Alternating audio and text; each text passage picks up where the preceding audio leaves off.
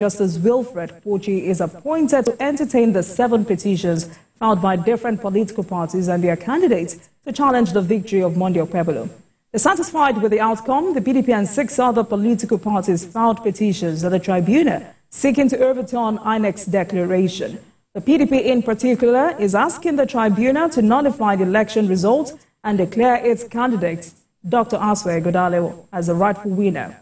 Meanwhile, a former Minister of Aviation and Chancellor of the Athena Center for Policy and Leadership, Osita Chidoka, has accused INEC of rigging the Edo governorship election in favor of the ruling All Progressives Congress, APC.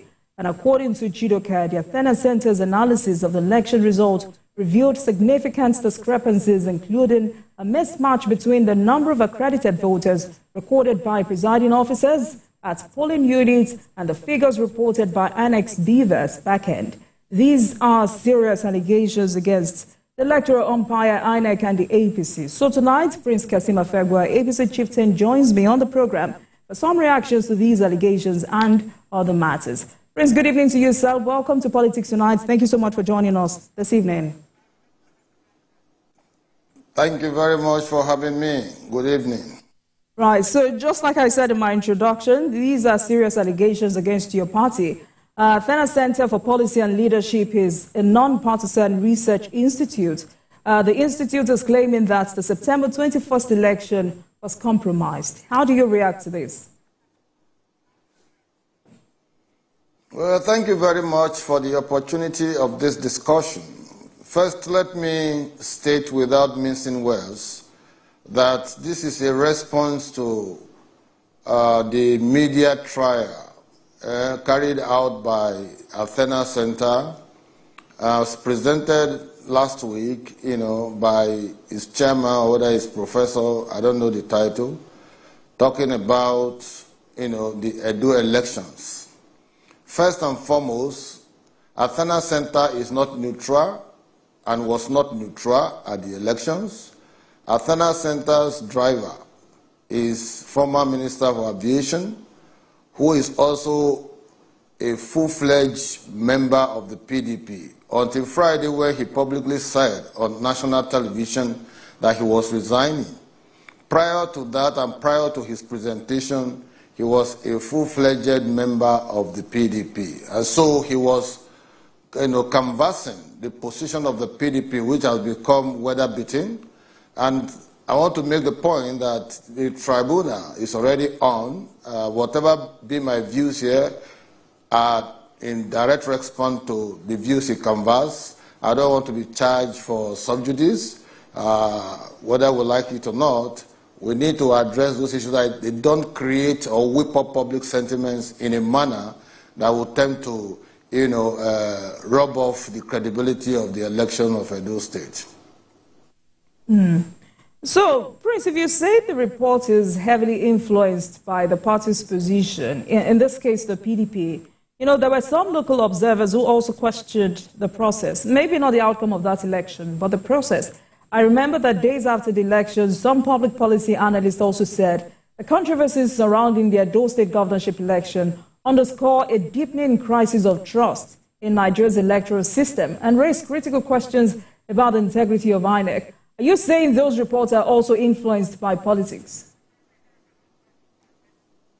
Of course, this was a partisan report from the point of view of the PDP, both by the presenter of that report and by those who worked, to arrive at that report.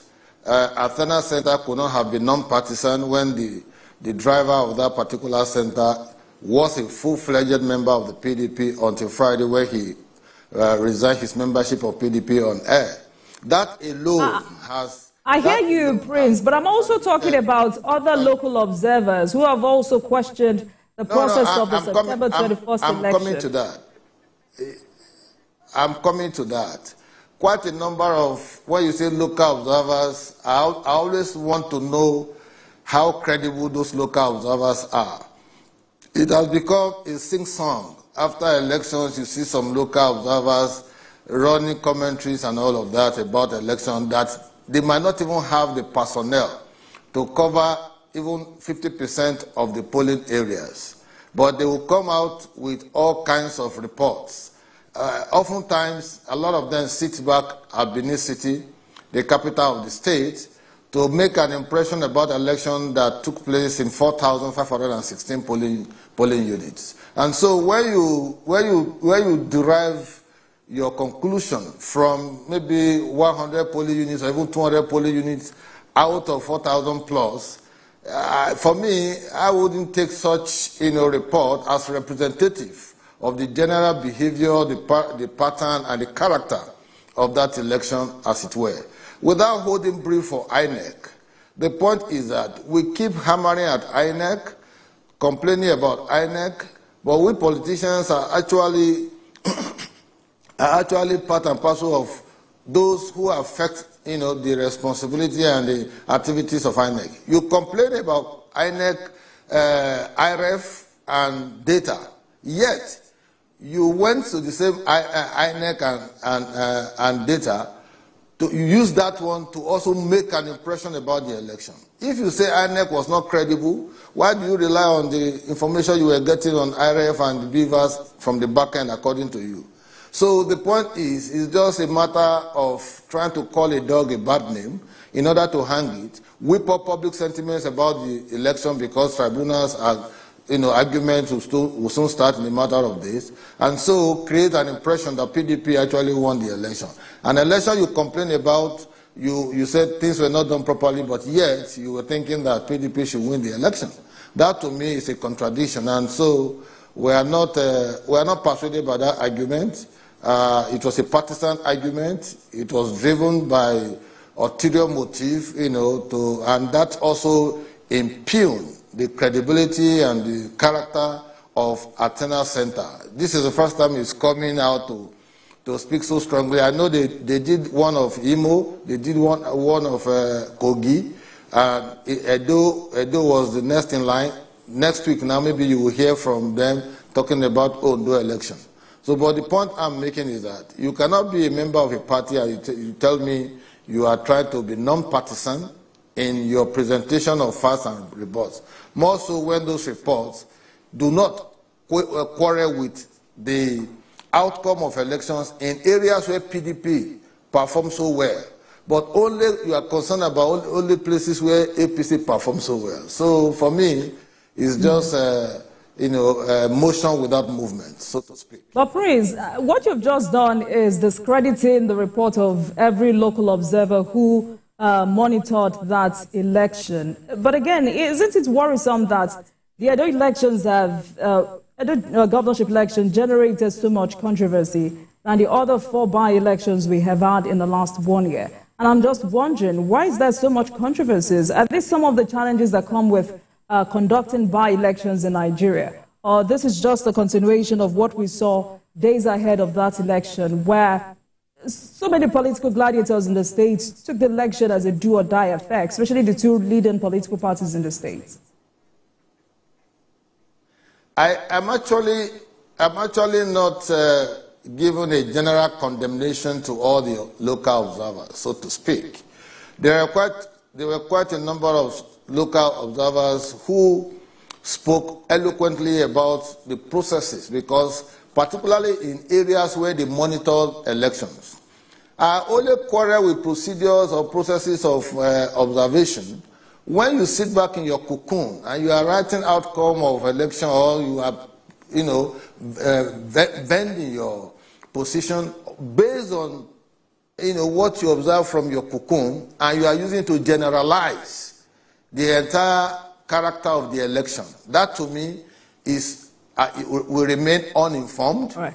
And if you want to carry out observation, you have to have your manpower to cover at least 70–80% of the voting area, the polling units. In Edo, we have about 4,516 polling units. If you want to make, a position that is validly, that can be validly authenticated based on what you saw, send out your men on the field to cover at least 70%. That way you can be talking to me from the point of view of informed knowledge about the election. But you don't sit back in Benin and you visit one or two polling units on election day, and because every other person is talking something, then you join in that bandwagon. All right. You are now all right. Let's look at the issues, Mr. Afegbua. Let's look at some of the issues Athena Center has raised. Very crucial to analyze if we must achieve electoral integrity in this country. Chideka claimed that while polling unit records showed 580,000 accredited voters, INEC's back-end inflated the figure to 687,000, adding more than 100,000 votes in 798 polling units. I mean, he described this as clear evidence of back-end tampering and a deliberate effort to manipulate the outcome. How do you defend this on behalf of your party? You see, it's very easy to call INEC, to give INEC a bad name in order to hang it. But I want to ask, from where did Athena Center source, their information on the back end? Are they the owners of the beavers? Do they use beavers to work in Athena Center? Do you have access to beavers that covers 4,516 polling units? The answer is no. Do you also use what's called results or outcome in some local polling units to score the general election as lacking integrity or not credible enough? The answer is no. You condemn INEC on the one hand about IRF and data, then on the other hand, you are using the same records to say they should declare that the PDP won, that votes were inflated. The point is that at the polling unit level, because I voted, I was right there, under the Electoral Act, at the polling unit level, results, beavers are used to do accreditation. Ballot papers are handed over to people, to voters. The voter will go carry out the exercise of voting and dump it in the docket. Now, if at the end of the day votes are counted and there are spoiled ballots which are also captured under the Electoral Act 2022 as amended, you have the responsibility of also looking at the validation of those ballot papers and or rejection of them. But the polling unit officer does not have that kind of powers. He will have to rely on the ward collation officer, whose roles and responsibilities are also captured in the Electoral Act, Section 63, 64, and 65. The entire procedure for the elections are there. And so, when you go to the the ward collation center, chances are that spoiled ballots may represent a certain percentage of votes that have to be, that have to be invalidated. It may be tampering of election results in terms of mutilation. Agents will make complaints, and the ward collation officer will have to listen to them. And so many other infractions that may have taken place at the polling unit level, which the polling officer cannot act on. But the law of the Electoral Act guarantees that the ward collation officer has the powers to listen to those complaints at that ward level and take appropriate measure. After the ward level, you have to still take the result back to the local government level. That's what they call local government collation officer. And every agent of parties will have to sit back, watch everything as they collate the results. This time, the local government will be collecting results from all the wards. Like in my local government, Esako East, my ward has 19 polling units. The results for all the 19 polling units were brought to the ward collation center, and by the time we reconcile all the figures, in addition to complaints here and there, we came, some votes were deducted from that of APC, some votes were also deducted from that of PDP as a function of spoiled ballot, which the polling officer tolerated, but which are actually not tolerated at the ward collation center. So the result you have posted to IRF, if there is IRF for that matter, will be different from what you are arriving at the ward collation center. And from the ward collation center, if you go to the local government, chances are that it will also be different. If there are infractions, if there are spoiled ballots, if there are ballots that were not properly thumbprinted, because the beavers will only give you accreditation. It doesn't tell you what happened to the ballot. The ballot paper can be mutilated. The ballot paper can also be wrongly thumbprinted. You can thumbprint, and your thumbprinting is covering 2 lines, or a single line, maybe it's running through the other line. It may be invalid. A polling officer may say it is valid, but when it goes to the ward level, they will say, no, this is invalid. So these are the... So, Prince Afegbua, are you insinuating that these anomalies are normal and can happen at any time? They are not anomalies. These are the procedure defined under the Electoral Act, Section 63, 64, and 65. If you study it, you will see the spoiled ballots is explicitly explained, and the issue of collation of results from the ward level to the local government level are also adequately explained. But people are always in a hurry to think that when you post results to IRF, that becomes the final verdict of election. That is not true. So I say that because he also pointed to discrepancies between the certified true copies of polling unit results issued by INEC and the results uploaded to its results viewing portal, that's IRF. Is alleging that these irregularities suggest that the use of duplicate result sheets containing fabricated figures to skew the election. And I'm wondering how the APC intends to defend this at the tribunal. And also, what is the role or place of party agents during collation, especially at the ward and local government levels? If Athena Center is coming out with these kinds of allegations, what happens to party agents identifying these anomalies at the ward levels, if at all they exist?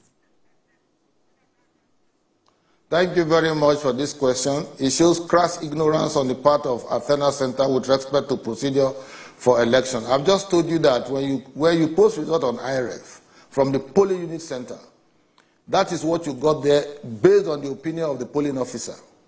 But when ballot papers and collation officers are meeting at the ward level, in presence of party agents, complaints of invalid votes, spoilt ballot papers, irregular serial number and all of that, when they raise them, agents are the ones who normally complain.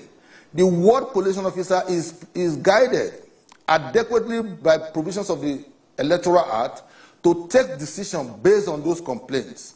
When they remove 1 vote, 2 votes, 3 votes, 4 votes, the beavers will not record that any longer. But the beavers has already accredited you.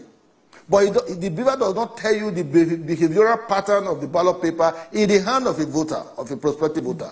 And so, by the time they remove some votes, based on these conditions, there is a likelihood that that same vote that will be recorded at the ward level for Party A, B, C, D will not be the same posted on IRF from the polling unit.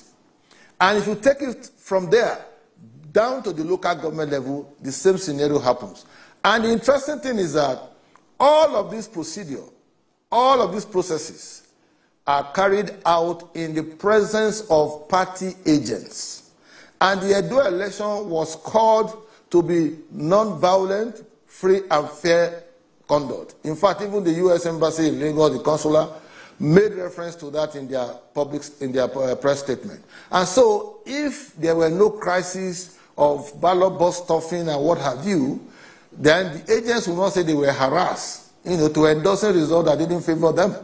So the point is, every agent stays at the point of collation at the ward level and at the local government level. And once everything is done, they append their signature on it.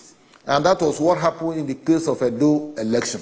All of these other analyses that people are running, IRF not combining this, you say this is not that. It is sheer lack of ignorance of the procedure of the conduct of election as captured in the relevant sections of the Electoral Act.